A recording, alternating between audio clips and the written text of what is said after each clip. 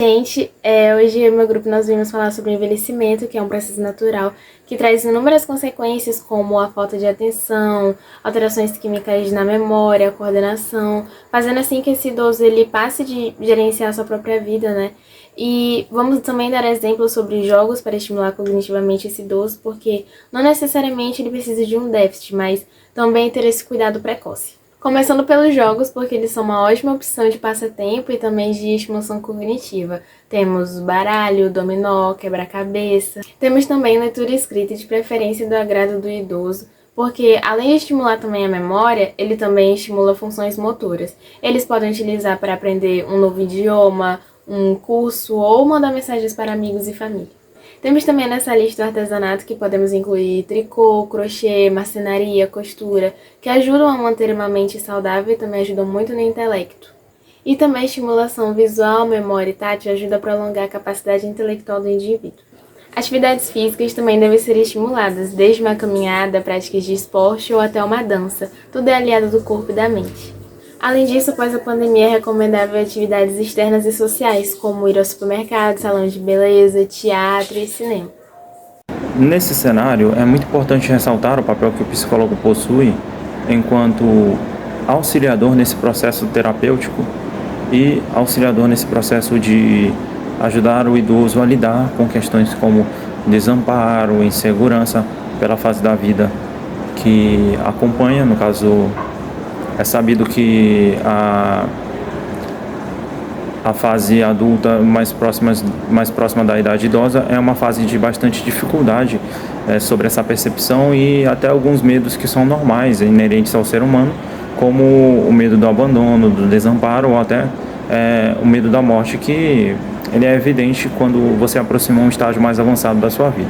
E pelo fato da velhice ser uma fase em que geralmente predominam características como o abandono familiar ou até a solidão que o indivíduo possui quando ele se torna idoso, é importante que o psicólogo saiba como lidar com essa questão e no seu momento terapêutico de acompanhamento do seu paciente, sabe como utilizar das melhores terapias para poder facilitar esse processo de entendimento e aceitação do próprio indivíduo, porque a pessoa idosa, quando ela chega em um estágio mais avançado da vida, um cuidado ele é essencial e, se utilizados os melhores meios para poder facilitar e tornar essa experiência mais agradável, ele consegue ainda realizar boas atividades, ter uma rotina saudável.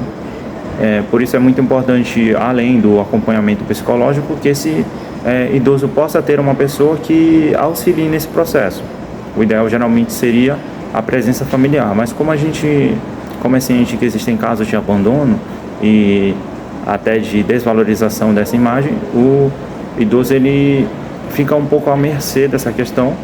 Então o psicólogo, quando ele chega para tratar da questão do sentimento de abandono que a fase da velhice ela traz no indivíduo, é muito importante que ele saiba como lidar e como tornar essa experiência, no caso a experiência terapêutica, satisfatória para o indivíduo poder tornar a sua vivência diária a vivência mais agradável possível. Olá, eu sou a Beatriz. Agora daremos início ao tópico de como as atividades sociais são importantes na estimulação cognitiva e também no combate aos estados de tristeza e solidão que assolam os idosos em situação de abandono. A gente começa falando um pouco sobre a saúde, que entende-se como um estado em que há uma ótima situação no bem-estar físico, mental e social desse indivíduo, ou seja, não se limita somente àquela ideia de ausência da doença, e esse conceito é de extrema importância porque revela a importância das avaliações das circunstâncias pessoais, sociais e culturais desses indivíduos, em conjunto com as avaliações das alterações físicas e mentais que ocorrem nessa idade conhecida como terceira idade. Com o avanço da idade, a possibilidade da chegada da aposentadoria cresce cada vez mais. E com isso, é um dos principais motivos que fazem com que os idosos recorram a algumas atividades ou projetos interrompidos ou adormecidos em fases anteriores. E também procurem novas atividades e projetos em outras áreas ou campos desejáveis.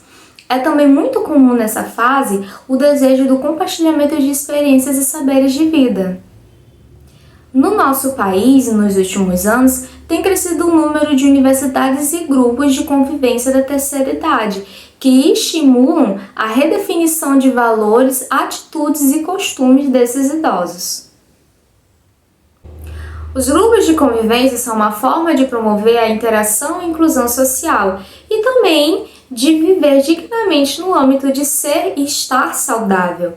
Há muitos estudos e pesquisas que revelam a importância de manter os idosos inseridos socialmente, pois envelhecer de forma saudável não se restringe à ideia de saúde física, mas há vários outros fatores que contribuem para que eles continuem se sentindo ativos.